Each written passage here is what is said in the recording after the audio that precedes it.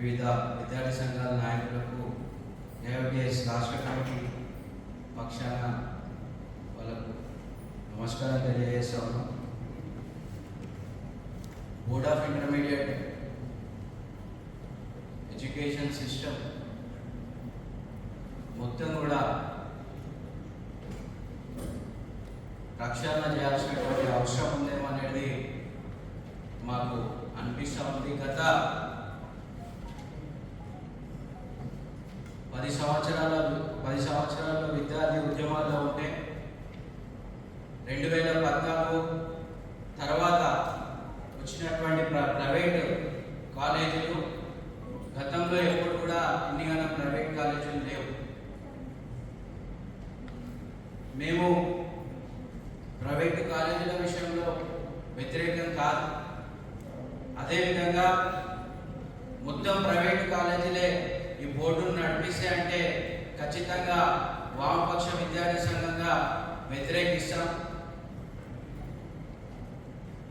ఒక్కసారి మనం పట్టణ మా దగ్గరకు వచ్చినటువంటి పిల్లలకి ఏ స్కూల్లో ఏ కాలేజీలో చదివించాలి, మా పిల్లల్ని 10th అయిపోయింది అని అంటే మాకు చెప్పుకోవడానికి ఖచ్చితమైనటువంటి ఒక ప్రభుత్వ బోర్డ్ ఆఫ్ ఇంటర్మీడియట్ కాలేజీలు మండలాల వారిగా కానీ పట్టణాల వారిగా కానీ ఒక్కటి కూడా గుర్తురానటువంటి పరిస్థితి ఉంది అని అంటే ఇది ఖచ్చితంగా ప్రభుత్వం బోర్డ్ ఆఫ్ ఇంటర్మీడియట్ ఫెయిల్యూర్ అని మేము మా సంఘంగా భావించడం అనేది జరుగుతూ ఉంది.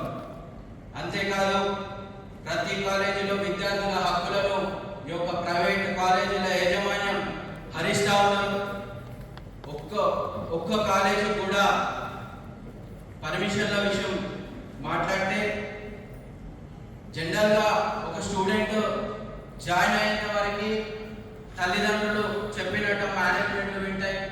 జాయిన్ అయిన తర్వాత మాత్రం ఆ యొక్క కార్పొరేట్ కాలేజీలు ఆడిస్తున్నటువంటి ఆ బొమ్మలాటలో తల్లిదండ్రులు ఒక బొమ్మలా మిగిలిపోతున్నటువంటి పరిస్థితి ఉంది. పోయి కాలేజీలలో ఫీజుల గురించే కానీ ఏదైనా సమస్య గురించి మేము మాట్లాడినప్పుడు స్పెసిఫిక్గా చెప్పండి. రాజకీయ స్థాయిలో సో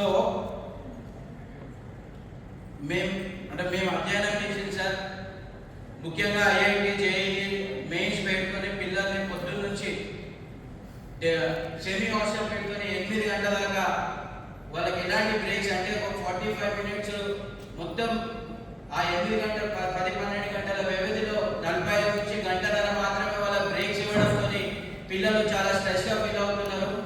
అదేవిధంగా రెసిడెన్షియల్ హాస్టల్స్లో ఉన్నటువంటి పిల్లలకు 6:30కు లేపి రాత్రి 10:30 వరకు చదువు అని చెప్పి ఈ చదువుల చక్రంలో పడేయడం వల్ల పిల్లలు ఇవాళ గత సంవత్సరం 59 మంది విద్యార్థులు చనిపోతున్నారు. వీటి విషయంలో మేము సంబంధించిన డిఐఓలో కానీ బోర్డ్ ఆఫ్ ఇంటర్మీడియట్ కానీ అనేక మార్లు కంప్లైంట్ చేయడం జరిగింది. వీళ్ళు పట్టించుకోరు. అదేవిధంగా మాదాపూర్ మరియు మియాపూర్, బాజ్పల్లి, నిజాంపేట్ ప్రాంతంలో దాదాపు 200 అక్రమ కాలేజీలు నడుస్తూ ఉన్నాయి. మాదాపూర్కు సంబంధించి ఇక్కడే ఉన్నటువంటి డిఐఓ వెంకయ్యనాయుడు గారికి అనేక మార్లు కంప్లైంట్ చేస్తే ఆయన ఒక్కసారి కూడా వచ్చి ఇన్స్పెక్షన్ చేయలేదు. ఒక్కదాన్ని కూడా కనీసం వాటిని సీజ్ చేయడం కలిసి ఇన్స్పెక్షన్ కూడా చేయలేనటువంటి పరిస్థితి మేమైతే చూడలేదు సార్. ఏ పేపర్లో కానీ ఏ మీడియాలో కానీ చూడలేము.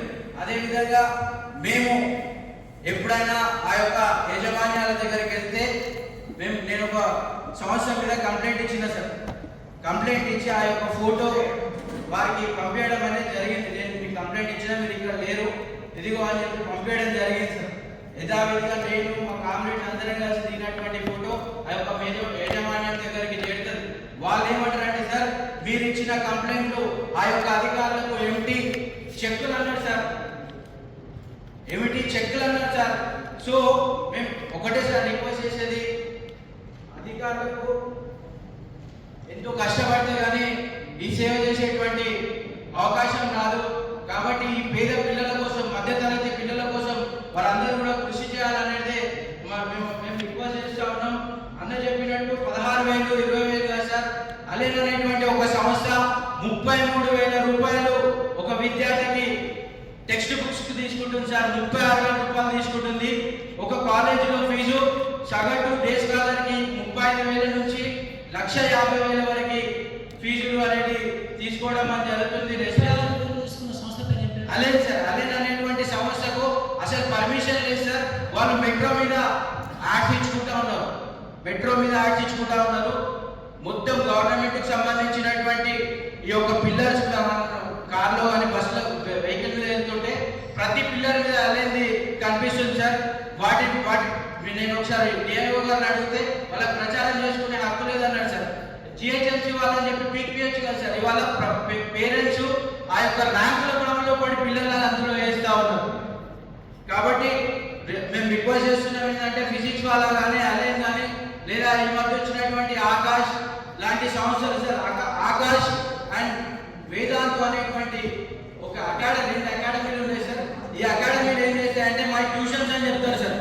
కానీ వాళ్ళు దాదాపు మాదాపూర్, మియాపూర్, నిజాంపేట్ ప్రాంతాల్లో విజ్ఞాన్ అనేటువంటి కాలేజీతో టైఅప్ అయ్యి ఒక విద్యార్థి దగ్గర 1,30,000 రూపాయలు ట్యూషన్ ఫీజు, 70,000 రూపాయలు ఎందుకు అని అంటే విజ్ఞాన్కి కట్టాలని చెప్పి అదనంగా వసూలు చేస్తున్నాడు. అంటే 2 లక్షల రూపాయలు ఒక ఇంటర్మీడియట్ ఫస్ట్ ఇయర్ చదువుకునేటువంటి విద్యార్థి దగ్గర వసూలు చేస్తున్నాడు సార్.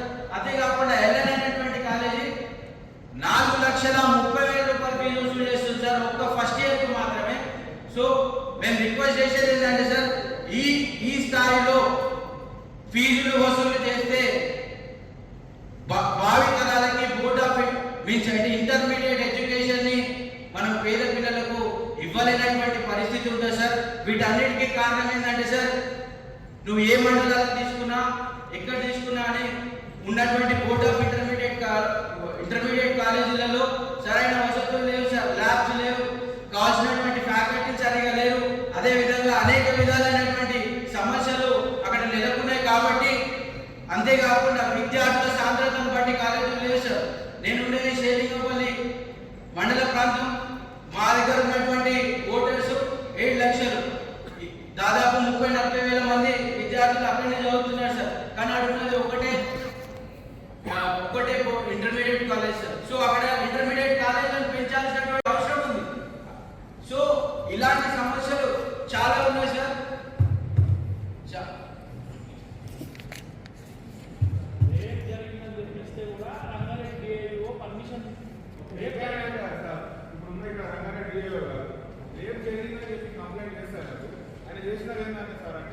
మళ్ళీ 6 నెలల తర్వాత రిటర్న్ కంప్లైంట్ చేస్తే ఆయన ఇంకా కాలేజ్ పోయినా అంటే కాలేజ్ కూడా పోయింది లేదు.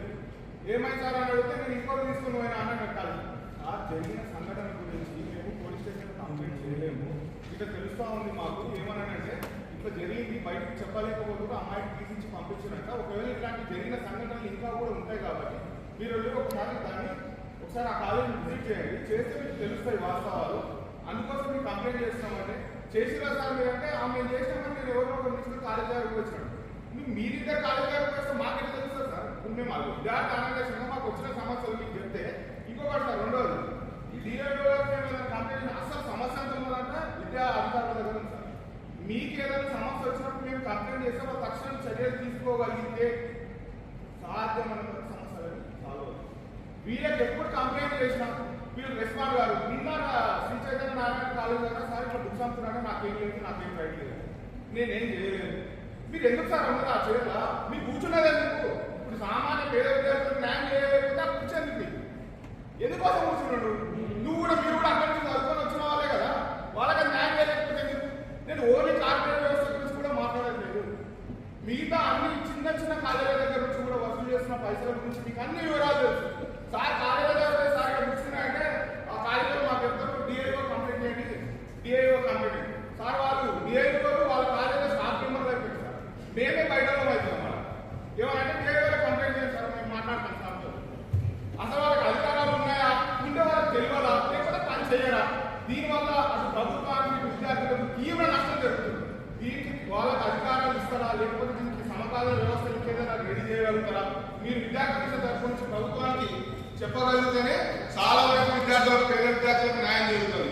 ఇట్లాంటి చర్యల వల్ల ఇంకొకటి అకాడమీస్ అని ఉన్నాయి సార్. అకాడమీస్ అని పేరు పెట్టి లేదు సార్, ఒకటి అకాడమీలో వాళ్ళకు DRDO కంప్లీట్ చేస్తే వాళ్ళకి సంబంధం లేదని చెప్తారు సార్. సంబంధం లేదు సార్. దానిలో చదువుకున్న పిల్లగాడు ఇంటర్మీడియట్ పబ్లిక్ ఎగ్జామినేషన్ సో అట్లానే సార్ 2 minutes కంప్లీట్ చేయండి. ఇంకో 2 minutes లో కంప్లీట్ చేస్తాను. ప్రధానంగా సార్ మాదాపూర్ ప్రాంతంలో దాదాపు 119 కాలేజీలు నడుస్తున్నాయి సార్. నారాయణకి 1, 2 పర్మిషన్లు ఉన్నాయి, శ్రీ చైతన్యకి 2, 3 పర్మిషన్లు ఉన్నాయి సార్. వీటిలో అన్ని బిల్డింగ్లు కూడా పక్క పక్కనే ఉంటాయి సార్. అయ్యప్ప సొసైటీ, మాదాపూర్, అదేవిధంగా గుట్టలపల్లి ప్రాంతంలో ఒక్కదానికి ఫైర్ సేఫ్టీ ఉండదు.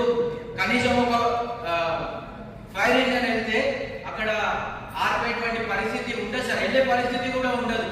దాదాపు అంటే ఇంత జరుగుతుంటే కూడా బోర్డ్ ఆఫ్ ఇంటర్మీడియట్ నిమ్మకు నీరెత్తినట్టు కూర్చుంటుంది సార్. కంప్లైంట్ చాలా చేశాం.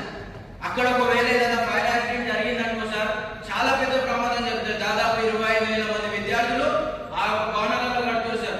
ఒక్క బిల్డింగ్ ఫైర్ అయినా కానీ అది అంటుకోవడానికి పెద్ద టైం పడుతుంది సార్. పక్క బిల్డింగ్ లో చేర్చడం. ఇంకొకటి, no more fire exits they, ఇంకొక ఫైర్ ఎగ్జిట్ అనేది లేదు సార్. మేము అక్కడికి వెళ్తే ఇక గర్ల్స్ హాస్టల్లోకి అయితే మేము వెళ్ళే పరిస్థితి ఉండదు. ప్రైవేట్ హాస్టల్లో వెళ్ళినప్పుడు మేము వెళ్ళడానికి కూడా అక్కడ యుద్ధం చేయాలి. ఆ తాళాలు వల్ల కొట్టాలి, పైకి వెళ్ళాలి. పైకి వెళ్తే ఆపుతారు. అక్కడ ఉన్నటువంటి మన శ్రీ చైతన్య యాజమాన్యం మా మీద దాడులు చేస్తారు. అక్కడ ఉన్నటువంటి నారాయణ యాజమాన్యం మా మీద దాడులు చేస్తుంది. ఇవన్నీ జరిగి ఇదంతా కూడా ఎందుకు చేస్తా ఉన్నాం?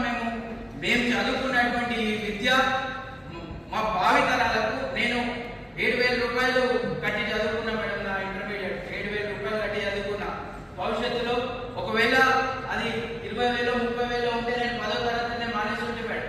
అంటే నా కుటుంబం అలాంటిది. నా లాంటి వాళ్ళు ఇవాళ ఈ దేశంలో 80 కోట్ల మంది ఉన్నారు. రాష్ట్రంలో కూడా 60% మంది ఇవాళ పేదరికంలోనే ఉన్నారు. వాళ్ళకు విద్యా దూరం ఏదైతే విద్యార్థికి ఇంటర్మీడియట్ అనేది ఒక ప్రధాన కూడా 10th అయిపోయిన తర్వాత ఇక్కడ మనం స్టార్ట్ చేసే పరిస్థితి నెలకొన్న సార్. గవర్నమెంట్ ఇన్స్టిట్యూషన్స్ లో పిల్లలు రావాలి అని అంటే ఖచ్చితంగా అక్కడ ఫెసిలిటీస్, మౌలిక సదుపాయాలన్నీ కూడా ఏర్పాటు చేయాలి. మేము విద్యా కమిషన్ కి స్పెషల్ గా రిక్వెస్ట్ చేసేది ఏంటంటే, మాదాపూరి ఈ యొక్క ప్రాంతాలలో ఎక్కడైతే పెద్ద ఎత్తున ఎడ్యుకేషన్ మాఫియా నడుస్తున్నదో వాటి మీద శ్రద్ధ వహించాలి. అదేవిధంగా అక్కడ ఖచ్చితంగా 2-3 ఇంటర్మీడియట్ కాలేజీలను ఏర్పాటు చేయాలని రిక్వెస్ట్ చేస్తున్నాం. అదేవిధంగా డిఐఓలు మేము వచ్చి కంప్లైంట్ చేసినప్పుడు వెంటనే యాక్షన్ తీసుకోండి. సూసైడ్ అవుతాయి సార్. మొన్న సమ్మర్లో దాదాపు 20-30 కాలేజీలు నేను పనిచేయించిన. 200 కాలేజీలు ఉన్నాయి సార్. అక్కడ 200 కాలేజీలు నేను పనిచేయాలంటే 1 సంవత్సరం పడుతుంది సార్. So I'm requesting. ఈ సందర్భంగా భవిష్యత్తులో ఇంటర్మీడియట్ అధికారులు మా యొక్క అప్లికేషన్స్ తీసుకొని స్పందిస్తారని ఆశిస్తా ఉన్నాం. అదేవిధంగా ఈ యొక్క సమావేశంలో మాట్లాడడానికి అవకాశం ఇచ్చిన వారికి ప్రత్యేక ధన్యవాదాలు తెలుపుతూ నేను